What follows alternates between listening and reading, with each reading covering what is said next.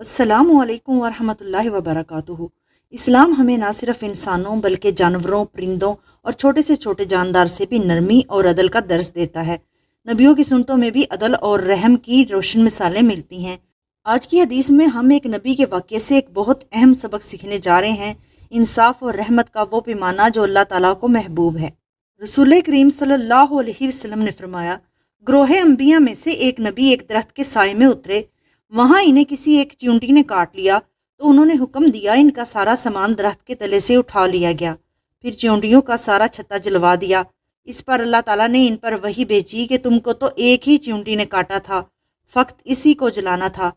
صحیح بخاری حدیث نمبر 3319۔ اللہ تعالیٰ کے ہاں ہر مخلوق کی قدر ہے، چاہے وہ ایک چھوٹی چیونٹی ہی کیوں نہ ہو۔ ایک نبی کا عمل بھی جب عدل سے ہٹا تو وحی کے ذریعے اصلاح کی گئی۔ یہ ہمیں سکھاتا ہے کہ ہمیں غصے یا بدلے کی حالت میں بھی انصاف اور رحم کو نہیں چھوڑنا چاہیے۔